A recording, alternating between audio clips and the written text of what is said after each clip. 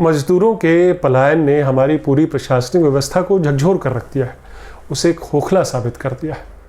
भूखे पेट सैकड़ों किलोमीटर की यात्रा, इस चिलचिलाती धूप में परिवार का परिवार सड़क पर, क्या बच्चे क्या महिलाएं, माँ बाप का जत्था। और इस त्रासदी के बीच 15 साल की ज्योति पासवान का 1200 किलोमीटर का साइकिल सफ़र।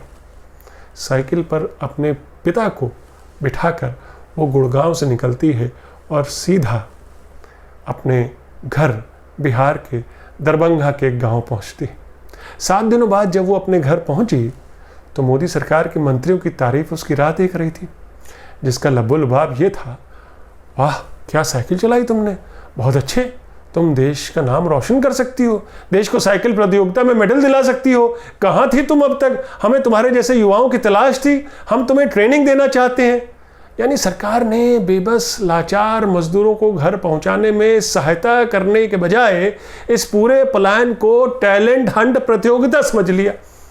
क्या सरकार अपनी नाकामी को छुपाने के लिए ज्योति को इनाम देना चाह रही थी? उसे ट्रेनिंग का न्योता देकर अपनी नाकामियों पर पर्दा डालना चाह रही थी? बताऊंगा ज्योति पासवान ने सरकार को क्या जवाब दिया। उस ज्योति पासवान ने जिसकी चर्चा अमेरिकी राष्ट्रपति की बेटी इवांका ट्रंप भी कर रही हैं। बताऊंगा उस ज्योति की कहानी जिसे न्यूयॉर्क टाइम्स अखबार ने शेर दिल लड़की बताया। बताऊंगा उस ज्योति की जद्दोजहद और सरकारी संवेदनहीनता की कहानी।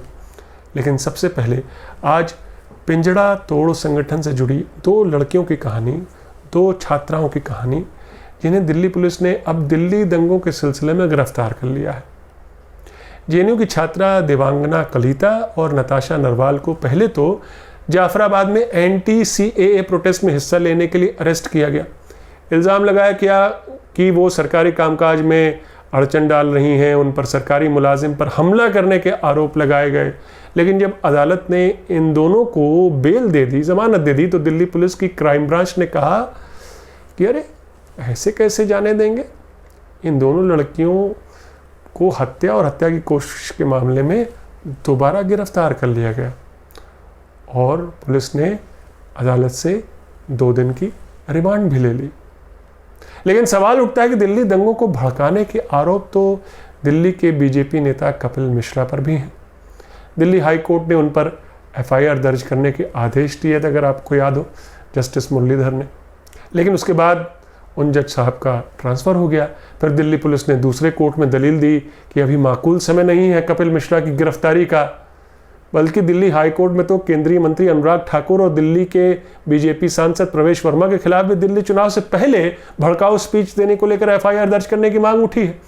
लेकिन अभी तक पुलिस ने इनमें से किसी को भी गिरफ्तार नहीं किया है। उनको पुलिस अब तक गिरफ्तार क्यों नहीं कर पाई, जबकि इन तीनों के भड़काऊ बयान वाले वीडियो वायरल हैं? क्या इन बीजेपी नेताओं को किसी का संरक्षण मिला है? कौन बचा रहा है इन्हें? क्या ऐसी सरकार से इंसाफ की उम्मीद की जा सकती है? और फिर देवांगना और नताशा की गलती क्या थी और एक साथ इतने मुकदमे अचानक? नमस्कार, मैं हूं आपका न्यूज़ बाज प्रभात शुंगलू। मेरा आज का सवाल, क्या दिल्ली पुलिस दंगों की तफ्तीश में भेदभाव कर रही? अपने जवाब हाँ या ना में ज़रूर दीजिएगा। देवांगना कलिता और नताशा नरवाल की गलती ये थी कि जाफराबाद में उन्होंने एंटी सीएए आंदोलन में हिस्सा लिया, उस आंदोलन को सफल बनाने में अपना योगदान दिया। प्रोटेस्ट था, इसलिए उनकी गिरफ्तारी हुई। हालांकि एफआईआर में इन आरोपों का जिक्र नहीं है कि उन्होंने सरकारी कर्मचारी पर हमला बोला था। और फिर सवाल यह उठता है कि फरवरी में जो प्रोटेस्ट हुआ था उसकी गिरफ्तारी मई में, 3 महीने बाद। देवांगना और नताशा को जमानत देते समय कोर्ट ने क्या कहा वो जानना भी दिलचस्प है। कोर्ट ने कहा कि आईपीसी की धारा 353 यानी सरकारी कर्मचारी पर हमले का केस तो कहीं से नहीं बनता, मेंटेनेबल नहीं है। वो तो सिर्फ प्रोटेस्ट में हिस्सा ले रही थी, इन्होंने कोई हिंसा थोड़े ना की। और वैसे भी ये पढ़ी लिखी महिलाएं हैं और पुलिस के साथ कोऑपरेट भी कर रही हैं तफ्तीश में। फिर इन्हें बेल क्यों ना दी जाए, जमानत क्यों ना दी जाए? दूसरी बात, कोरोना पैंडेमिक के माहौल में और वो भी ये महिलाएं भी इसका शिकार हो सकती हैं, इसलिए अदालत इन्हें पुलिस कस्टडी में नहीं भेज सकती, बेल दे रही है इसलिए। लेकिन पुलिस की क्या मंशा रही होगी? ये आप इस बात से समझ सकते हैं कि जैसे ही इन दोनों को कोर्ट जमानत पर रिहा करती है, वैसे ही क्राइम ब्रांच हत्या और हत्या की कोशिश के आरोप में इन दोनों को दोबारा गिरफ्तार कर लेता है। दूसरे मामले में अदालत से 14 दिनों की रिमांड मांगी जाती है, पर अदालत केवल 2 दिनों की रिमांड देती है।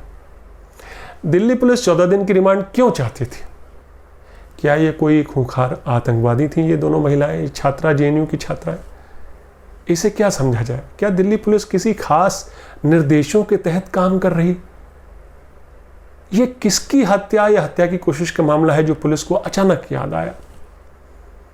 दिलचस्प है कि जेएनयू की इन दोनों स्टूडेंट्स पर दिल्ली पुलिस के 3 विभाग जांच कर रहे हैं। क्राइम ब्रांच, जाफराबाद पुलिस और दिल्ली पुलिस की स्पेशल सेल। उसी जाफराबाद में जाकर बीजेपी नेता कपिल मिश्रा ने लोगों से जुटने की अपील की थी कि इस आंदोलन को, एंटी-सीए आंदोलन को तोड़ना है, इन लोगों को यहाँ से रोड से हटाना है, आइए जाफराबाद सड़कों को खाली करवाते हैं।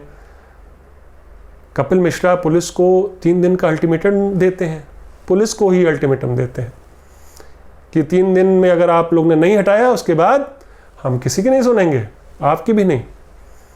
और ये वीडियो भी वायरल है, सोशल मीडिया से लेकर सब जगह वायरल है।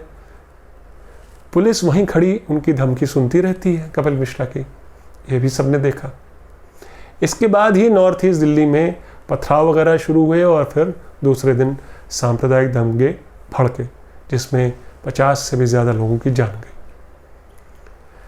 लेकिन कपिल मिश्रा की गिरफ्तारी तो छोड़िए, उन पर अब तक एफआईआर भी दर्ज नहीं हुई। मज़ेदार बात यह है कि इतनी गिरफ्तारियां हो गई हैं जिनके एफआईआर में नाम भी नहीं है, उनकी भी गिरफ्तारियां हो गई हैं, उनको भी गिरफ्तार कर लिया गया। और कई लोग तो अब अदालत से इसी बिना पर जमानत पर रिहा भी हो चुके कि भाई हमारा तो एफआईआर में भी नाम नहीं है, हमको आप क्यों गिरफ्तार कर रहे हैं और हमको छोड़ा जाए।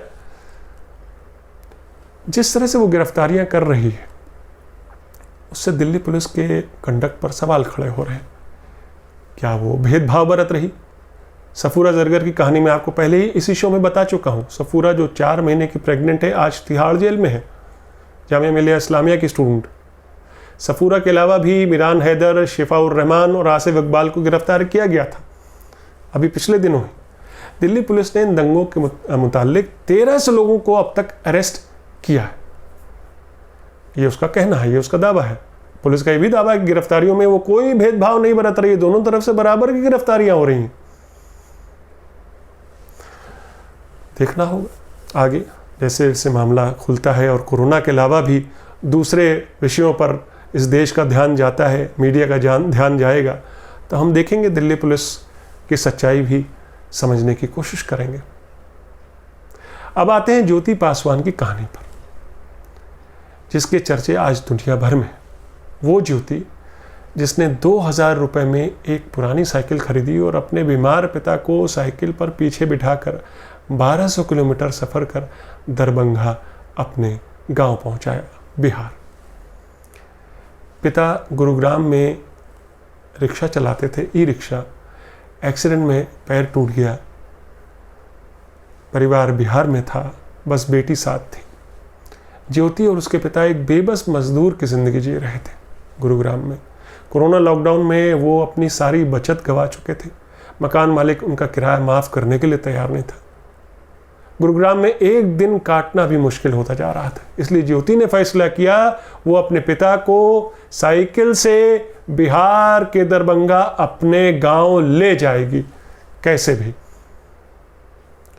उधर ज्योति के चर्चे होने लगे तो इधर मोदी सरकार अचानक जागी, जो सरकार लाखों मजदूरों का पलायन नहीं रोक पाई, जिस सरकार के मंत्री सड़क पर उतरकर मजदूरों की मदद नहीं कर पाए, वो सरकार के मंत्रियों को लगा कि ज्योति में बड़ा दम है, टैलेंटेड लड़की है। कानून मंत्री रविशंकर प्रसाद ट्वीट करते हैं कि खेल मंत्री किरण रिजिजू चाहे तो साइकिल फेडरेशन से ज्योति का ट्रायल करवा सकते हैं। किरण रिजिजू से बात हुई, जब बात होती है तो वो आगे साइकिल फेडरेशन तक बात पहुंचती है और उनके ज़रिए ज्योति तक। सरकार को लगा अरे ज्योति में दम है, मेहनती है, लेकिन ज्योति कहती हैं कि नहीं करनी ट्रायल, मुझे कोई दिलचस्पी नहीं, मुझे तो पढ़ाई पूरी करनी है, हाई स्कूल की पढ़ाई पूरी करनी है, जो पहले भी पारिवारिक कारणों से मेरी टूट गई थी, नहीं हो पा रही थी ठीक से, और अब कोरोना की वजह से रुकी हुई है। मैं अभी सिर्फ पढ़ाई पर ही ध्यान देना चाहती हूँ। लेकिन क्या ये ज्योति की बेबसी का इनाम था? उसके माँ बाप की लाचारी का इनाम था कि सरकार कह रही आओ हमारी फेडरेशन में ट्रेनिंग लो, जबकि सरकार को पूछना चाहिए था कि तुम्हारे परिवार को कोई कष्ट तो नहीं? तुम वहाँ गांव पहुँच गई हो, तुम्हारे परिवार को कोई कष्ट तो नहीं? तुम्हें क्या अनाज मिल रहा है? कोई दिक्कत तो नहीं?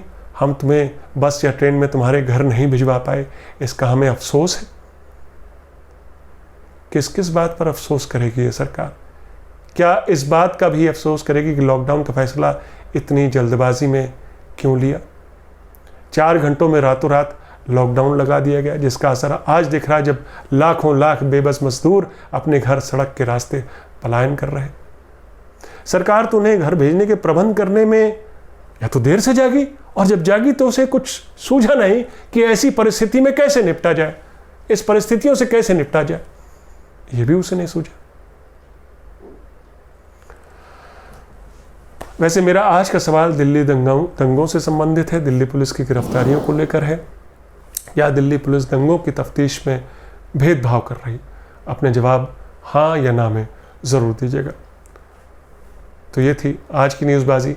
फिर मिलेंगे एक नई न्यूज़बाजी के साथ। तब तक के लिए नमस्कार।